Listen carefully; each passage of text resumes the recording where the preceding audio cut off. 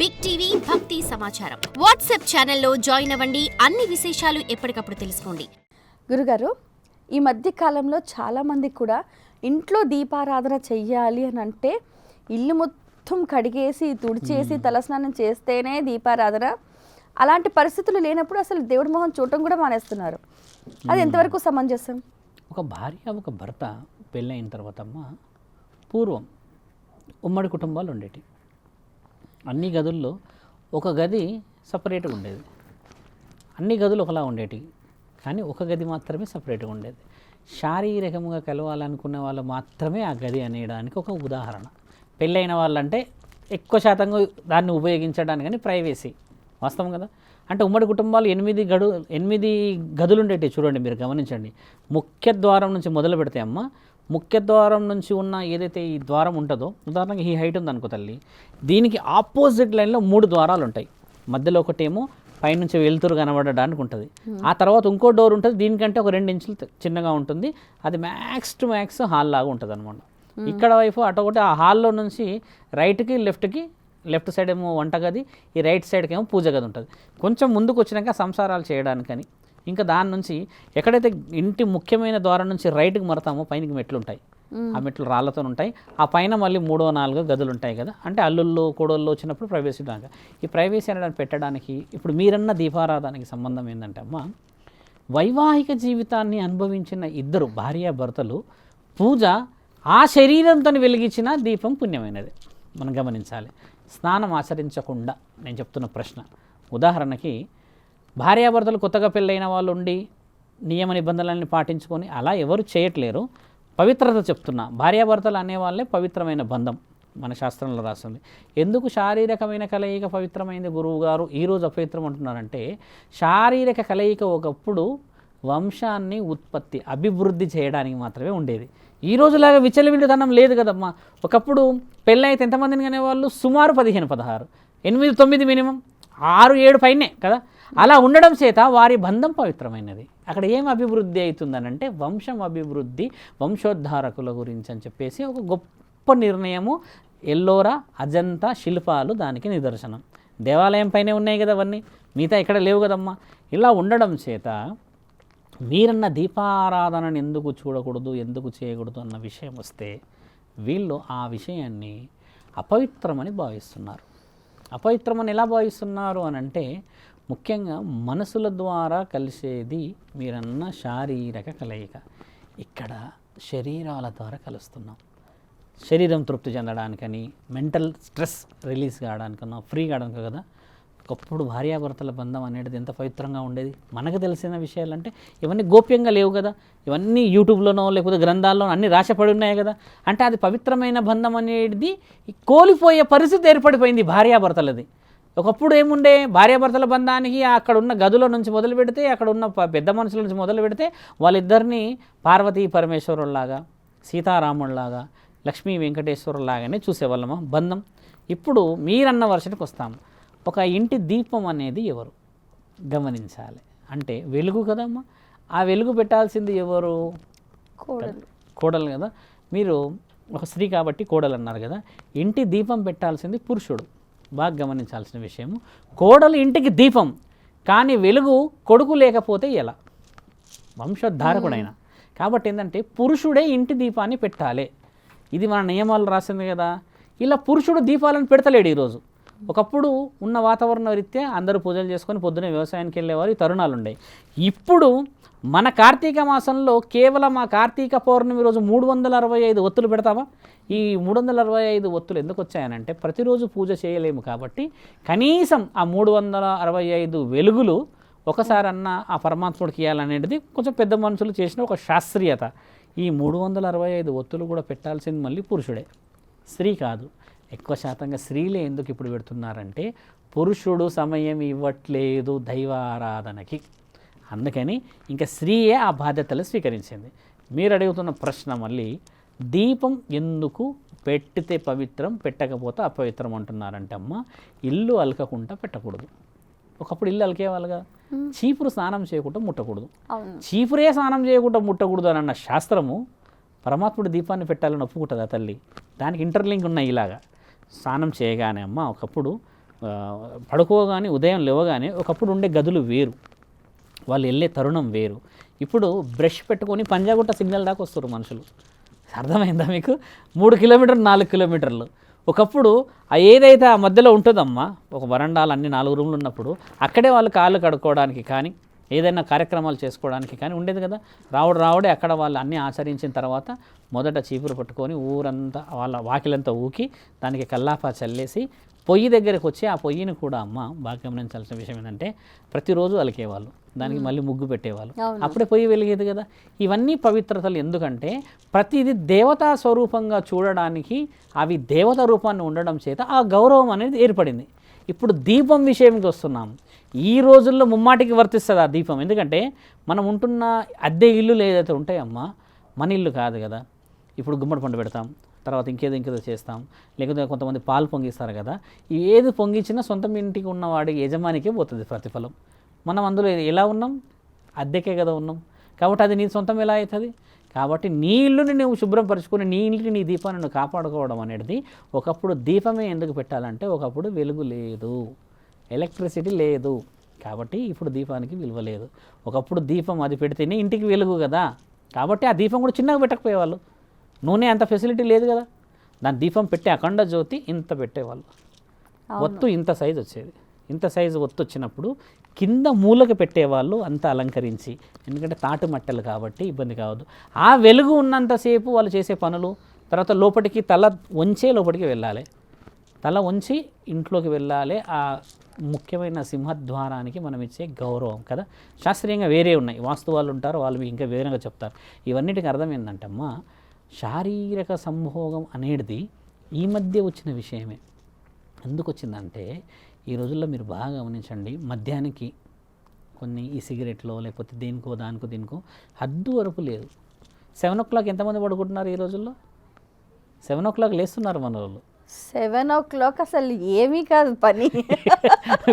అలా కాదు, ఇప్పుడు 7 o'clock ఇంకా మనోళ్ళు కోశకాడు ఉంటారు, ఇంకా అది కోస్తారో కూడా తెలియదు. కానీ యాక్చువల్లీ 7:30 to 8 o'clock నిద్రలో ఒకప్పుడు. మార్నింగ్ ఎన్ని గంటలకు లేసేవాళ్ళు? ఎగ్జాక్ట్లీ 4 లేదా 3:30 బ్రహ్మ ముహూర్తాను. ఇదే కదా. ఇప్పుడు నువ్వు లేట్ పడుకుంటే మరి మార్నింగ్ లేట్ వెళ్ళేస్తావు.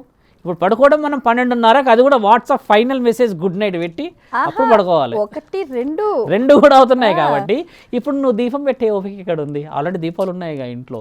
కాబట్టి ఈ చిన్న దీపం పెట్టే మనసు రాదు మనకి. నెల మొత్తంలో ఏదో 1వ రోజో 2వ రోజో శుక్రవారం పెడతారు, కాళ్ళకి పసుపు పెట్టారు మన వాళ్ళు.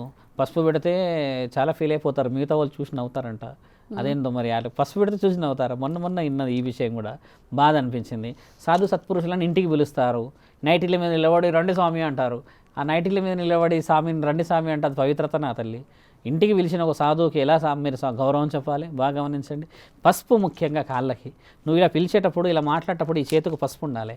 ఈ పసుపు ఎందుకు ఉండాలో తెలుసా అమ్మ? చేతుకు ఏ స్త్రీ చేతికైతే పసుపు ఉంటుందో తల్లి, ఆ స్త్రీ ఎవరినైతే బిడ్డనే కానీ తర్వాత మన ఈ పెనిమిటినే కానీ పట్టుకుంటే ఆ స్త్రీ దగ్గర ఉన్న లక్ష్మీ స్వరూపం, ఆ స్త్రీ దగ్గర ఉన్న సౌభాగ్యతత్వం పురుషుడికి వస్తుంది.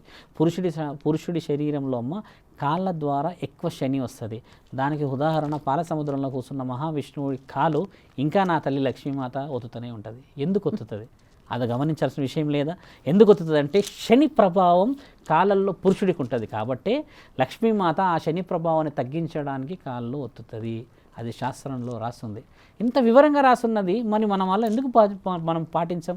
మీరు అడిగారు ధనం ఎలా కలగాలి, ఇవన్నీ కలగాలి, మా ఇలవెల్పుల బలం ఎలా రావాలంటే శాస్త్రమే ఈరోజు చెప్పేవాళ్ళు లేరు కదా మా అమ్మ. చెప్పేది ఏం చెప్తున్నారు తెలుసా? ఈరోజు పెడతారు పెద్ద పెద్దగా అన్ని వివరణలు చెప్తారు. ఏం చెప్తారంటే ఈ ఇయర్ ప్రణాళిక చెప్తారు ఆ గుడిది. అర్థమైందా? కుటుంబాలు ఎలా ఉండాలో చెప్పట్లేరు. ఎందుకు? ఇప్పుడు నేను చెప్పాను కుటుంబం కదమ్మా, నాలాగా 1,00,000 మంది కుటుంబాల గురించి చెప్తే మరి మారేటోళ్ళు కూడా 100 మంది అయిపోతారు కదా, లక్షల మంది అవుతారు కదా. చెప్పేది ఎక్కడో కొండ మీద గుట్ట మీద కూర్చొని ఒక్కడు చెప్తే వింటారా తల్లి?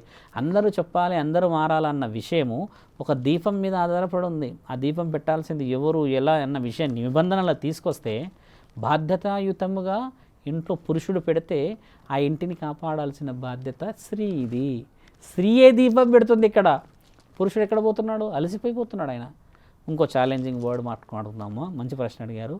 ఇద్దరు కలిసి భార్యాభర్తలు వర్క్ వెళ్ళారు అనుకోండి, పొద్దున్నే లేచి టిఫిన్స్ కట్టుకొని వెళ్ళిపోయారు కదా, సేమ్ టైం సేమ్ జీతం సేమ్ జర్నీ కదా. ఇంటికి రాగానే పురుషుడు ఎక్కడ ఉంటాడు, స్త్రీ ఎక్కడ ఉంటుంది? ఓపెన్గా చెప్పండి మీరు ఆమె వంటిట్లో కదా. పురుషుడు ఎటు ఉంటాడు, బెడ్ మీద ఆయన వెరీ టైర్డ్ ఫీలింగ్. మరి అమ్మాయి ఎందుకు టైర్డ్ ఫీల్ కావట్లేదు ఇక్కడ అంటే స్త్రీ శక్తికి పరమాత్ముడు ఇంటి బాధ్యతలు అప్పచెప్పాడు. అందుకని ఇక్కడ పురుషుడు బలహీనుడు తల్లి, ఈ విషయం ముమ్మాటికి. ఎందుకంటే నీకంటే ఎక్కువ శక్తివంతురాలు స్త్రీయే. అందుకని స్త్రీ ఏం చేస్తుంది, మళ్ళీ ఉదయం నీకు ఆవిడే వంట చేస్తుంది, రాత్రికి ఆవిడే నీకు వంట చేసి పెడుతుంది. అన్నీ చేసిన తర్వాత నీతో పాటు తినేసి నీతో పాటు పడుకొని నీకంటే ముందు లేచి మళ్ళీ నీకోసం వండి పెడుతుంది కదా. అందుకని స్త్రీ ఆదిపరాశక్తి అయింది. స్త్రీ ఆదిపరాశక్తి కావడానికి గల అర్థం కూడా చాలామంది తల్లులకు తెలవాలని చెప్తున్నా. స్త్రీ ఆదిపరాశక్తి 14 చేతులు ఉండడం వల్ల కాలేదు. స్త్రీ ఆదిపరాశక్తి ఎందుకైందంటమ్మా, పరమాత్ముడు అబ్రబ్రహ్మంలోకం నుంచి ఒక మానవ ప్రాణం ఆత్మబంధాన్ని కడుపులో వేసినప్పుడు ఎక్కడైతే డెలివరీ జరుగుతుందో, ఈ ప్రసవం జరుగుతుంటుంది కదా, ఆ ప్రసవం జరుగుతున్న సమయంలో అమ్మా ఒక మానవ శరీరం చనిపోయే స్థితికి వచ్చింది అనుకుందాం. లైక్ యాక్సిడెంటే కానీ ఊరేసుకున్నాడో దేనిని గుద్దుకున్నాడంటే అమ్మ, ఇట్ ఈజ్ ఓన్లీ 10 డెన్సిల్ మన యొక్క ఈ హ్యూమన్ బాడీ యొక్క పవర్. ఆ 10 డెన్సిల్ దాటిందంటే నేను చనిపోవడమేగా. నాకు నా గుండె నా ఈ రక్తనాళాలు తట్టుకోలేవుగా. ఒక నార్మల్గా డెలివరీ అయ్యేటప్పుడు స్త్రీ 51 డెన్సిల్ మోస్తుందంట. 10 డెన్సిల్కి ప్రాణం పోతుంది. అక్కడ 51 డెన్సిల్ మోసిన ఆ శరీరము ఎన్ని కష్టాలనైనా మోయగలదు. కాబట్టి ఆదిపరాశక్తి అనేది శాస్త్రంలో మన దగ్గర దేవీ పురాణములో పార్వతీమాత గొప్పతనము రాస్తుంది. ఇలా ఆదిపరాశక్తి అంటారు ఆడవాళ్ళని. మన వాళ్ళందరూ ఏమనుకుంటారు, త్రిశూలం పట్టుకొని కాళికామాత ఇలా వచ్చేసి చంపుతుంటే 4 తల ఇట్లా కనబడ్డాయి కదా, 11 చేతులు అని అనుకుంటారు, 12 చేతులు కదా. అలా రాలేదు. అంటే స్త్రీ శక్తి గురించి ఎందుకు చెప్తున్నా అంటమ్మా, స్త్రీ ఇంటిని కాపాడే బాధ్యత ముఖ్యంగా స్త్రీలదే. డబ్బులు తెచ్చేసి పురుషుడు అన్ని మానిటర్ చేయలేడు కదా, కానీ స్త్రీకి అనువనువు తెలుస్తుంది కదమ్మా. అందుకని మీరు అన్నప్పుడు ఇప్పుడు దీపం పెట్టాల్సింది ఎవరో మీ నోటి ద్వారానే చెప్పండి. పురుషుడు దీపం పెడితే స్త్రీ ఏం చేయాలి, ఆ దీపం ఆరిపోకుండా కాపాడాలి. ఇది తల్లి దీపానికి ఉన్న విలువ. ఎన్నో ఉన్నాయి. పవిత్రమైన బంధం. ఓ స్త్రీ గర్భవతి అయితే ఏమంటారు తెలుసా మన దగ్గర, పంట అంటారు. అవునా కదా. పంటకి ఎంత విలువ. ఒడి నింపుతాం. ఒడి ఓన్లీ 12 మన 6వ నెల తర్వాత 5వ నెల తర్వాత ఎందుకు నింపాలో తెలుసా అమ్మ, చాలామందికి తెలవాలని చెప్తున్నాము. 5వ నెల తర్వాతనే ఒడి ఎందుకు నింపాలంటే 5వ నెల తర్వాత బిడ్డకి రూపం వచ్చి ఆత్మబలం వస్తుంది. అప్పటిదాకా ఆత్మ రాదు అందులోకి. పరమాత్ముడు 5వ నెలకి వేస్తాడు ఆత్మ. అప్పుడే తిరుగుతాడైనా అప్పటిదాకా తిరగడు. అప్పటి వరకు అది పిండమే. పరమాత్ముడు ఈ పిండాన్ని అండాన్ని కలిపి అక్కడ లోపల ఒక ప్రాణాన్ని చేసినప్పుడు బ్రహ్మాండాన్ని నేను అని 5వ నెలలో రుజువు చేస్తాడు. అదే కదా అండం పిండం బ్రహ్మాండం. అందుకని మన దగ్గర ఒడి నింపుతాము. ఎందుకంటే పరమాత్ముడు ఒక పవిత్రమైన ఆత్మను పంపాడు కదా, మరి ఆత్మకి స్వాగతం పలకాలా వద్దా. అయితే గురుగారు ఇప్పుడు మీరు చెప్పారు కదా ఒడి నింపడము అని, ఇది చాలామంది ఏంటంటారంటే మాకు సంప్రదాయం లేదండి, మాకు తెలియదండి, మాకు చెప్పలేదండి. కొన్ని ప్రాంతాల వారు అసలు ఏమీ చెయ్యరు. చెయ్యకపోతే వాళ్ళకు దోషం వస్తుందా? వాస్తవం. ఒడి అనేది ఏందో చెప్తాం, వడి బియ్యం ఎలా వచ్చిందో చెప్తాం. తర్వాత చాలామంది భక్తులందరికీ కానీ చూసేవాళ్ళు తెలియాలమ్మా, పూర్వం 2 అన్నదమ్ములు, మీలాంటి ఒక చెల్లి. అన్నదమ్ములకి చెల్లికి ఏంటంటే మా సంబంధం ప్రతి ఇది పంచుకోవడమే. ఇప్పటికీ మనం గొడవ పడ్డా ఏం చేసినా ఆఖరికి హెవీ సీరియస్ డిస్కషన్ అయినా సగం అక్కడ పెట్టి వెళ్ళిపోతాం మనం. అంతేగాని తినం మనం. ఆ రక్తానికి ఉన్న విలువ అది. అయితే ఇక్కడ ఏందవుతుందంటే అమ్మ, అప్పట్లో 3 పంటలు వచ్చేటి. ఇప్పట్లో తగ్గింది, నీళ్ళు ఆ వాతావరణాలు వేరు. కానీ 3 పంటల వాతావరణం ఉన్నప్పుడు ఏమయ్యేదంటమ్మా, ప్రతి పంటలో అన్నదమ్ముళ్ళకి తర్వాత ఈ చెల్లికి ఆ వరి వాళ్ళు పండించిన ఆ పంటలన్నీ 3 విధాలుగా విభజించబడేటి. అంటే అన్నదమ్ములకి ఎందుకు అనంటే పెద్దలు ఉంటారు కదా, ఆ అన్నదమ్ములకి, పిల్లల అన్నదమ్ములకు కాదు. ఒక ఇంట్లో 3 అన్నదమ్ములు ఉమ్మడి కుటుంబాలు ఉంటాయి కాబట్టి అలా వాళ్ళన్నీ ఒక దగ్గర సర్దుకునే కార్యక్రమం భాగాలలాగా ఉండేది, ఒక్కొక్క కుటుంబ బాధ్యతలు. ఇలా ఉన్నప్పుడు ఏమైందంటే ఆ చెల్లికి పెళ్లి చేశారు వాళ్ళు. పెళ్లి చేసినప్పుడు సమయం జనవరి, అంటే ఈ సంక్రాంతి సమయాలు ఎక్కువ జరుగుతుంటాయి.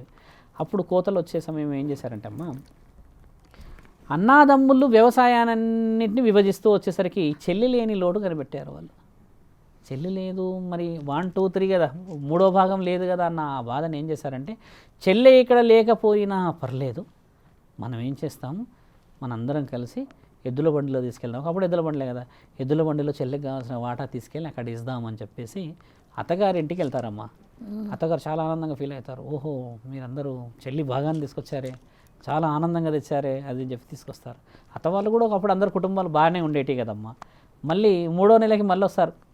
అంటే అప్పట్లో 3 పంటలు 4 పంటలు 4 నెలలకు వచ్చినప్పుడు అత్త కొంచెం గదమాయిస్తుంది కోడల్ని, ఏం మనకు లేదా, ఓ తీసుకొస్తున్నారు మీ అన్నలు ఎద్దుల బండిలో, అది ఇదన్న ఒక మాట వస్తే 3వసారి మళ్ళీ వస్తారు. అప్పుడు ఇక అడ్డుకుంటారు వాళ్ళని, మీరు రాకూడదు, మీరు తీయకూడదు. అంటే అన్నదమ్ములు ఏం ఫీల్ అవుతారు, వాళ్ళ యొక్క మనసులో మాట ఏముంటుందంటే, అమ్మ మా చెల్లిని మా నుంచి దూరం చేస్తున్నారే ఈ బియ్యం విషయంలో, మేము చిన్నప్పటి నుంచి అన్ని పంచుకొని తిన్నాం, రక్త సంబంధానికి ఉన్న గొప్ప విలువ అది. అలాంటిది పెళ్ళి అనే బంధం ఏర్పడగానే మేమిచ్చే ఈ వారసత్వాన్ని స్వీకరించకుండా అహంకారాన్ని చూయించి కొంచెం వీళ్ళు మమ్మల్ని వ్యతిరేకించినట్టు మాట్లాడుతున్నారన్న ఆ అన్నదమ్ముల బాధ ఈ చెల్లి తట్టుకోలేక చాలా అంటే అత్తగారింటికి పోయిన అతను మాట్లాడలేరుగా, అతను దాటి ఆ ఏడుపు, ఆ కన్నీటి చుక్కలు ఆ కడప మీద పడ్డప్పుడు ఒక ఆకాశవాణి నిలబడుతుందమ్మా. ఇంటికి వచ్చిన ధాన్యం, ఇంటికి వచ్చిన లక్ష్మి ఒక సౌభాగ్యం. అలాంటి లక్ష్మిని మీరు వెనక్కి తిరస్కరించడం చేత ఖచ్చితంగా అనుభవించి తీరుతారు వాళ్ళు తెచ్చిన ఆ బాధ్యతని అని అన్నప్పుడు కొంచెం పట్టించుకున్నట్టుగా వదిలిపెట్టినప్పుడు ఏమవుతుందంటమ్మా, కరెక్ట్గా 5 సంవత్సరాలు ఆ అత్తగారు ఉన్న ప్రాంతం మొత్తం అమ్మ తీవ్రమైన అనావృష్టి వస్తుంది. అంటే ఎక్కడ లేని నష్టం ఏర్పడి పంటలు పండక వివరణ చూసుకుంటే ఎక్కడ నుంచి దొరకదు వీళ్ళకి వ్యవసాయం, ఎక్కడ నుంచి వ్యవసాయం పండదు, నీళ్ళు లేకపోతే ఎలాగమ్మా. అలా ఉన్నప్పుడు అన్నదమ్ములని రిజెక్ట్ చేసేసారు కదా, తేకూడదని మీరు తేలేరు. అప్పుడు సమాచారం అందే పరిస్థితి లేదు, మళ్ళీ పోవాలంటే వీళ్ళందరూ కలిసి పోవాలి. ఇన్ని ఆలోచనలు చేసి 6వ సంవత్సరం ఈ అత్త వీళ్ళకి తినడానికి దాచుకునే అయిపోతాయి కదమ్మా. అయిపోయిన తర్వాత 6వ సంవత్సరంకి తట్టుకోలేని పరిస్థితి వచ్చినప్పుడు ఆ అత్త ఆ కోడళ్ళని ఏమడుతారు, అత్త మామలు కలిసి, మీ అమ్మా నాన్నలకి కబురు పెడతారా, మనము ఈ వరి తీసుకొని వచ్చినప్పుడు వరి తీసుకొస్తారు కదా మనకి ఎద్దుల బండిలలో, ఆ వరికి విలువ ఉంటుంది కదా, మనందరం ఈ వ్యవసాయం పండించుకోలేని పరిస్థితులు ఏర్పడ్డాయి మనకి, కాబట్టి ముందుకు వెళ్దామని అన్నప్పుడు బాగా గమనించాల్సిన ప్రశ్న ఏంటంటమ్మా, చాలామంది తెలవాల్సింది ఇక్కడ, అప్పుడు సమాచారం లేని సమక్షం కాబట్టి ఆ తల్లిదండ్రులు ఆ అత్త కోడలను తీసుకొని ఈ కోడలు అన్నగారింటికి వస్తుందమ్మా, అంటే అమ్మగారింటికి వచ్చి అడగాలి కదా, సమాచారం లేని సమయం కదా.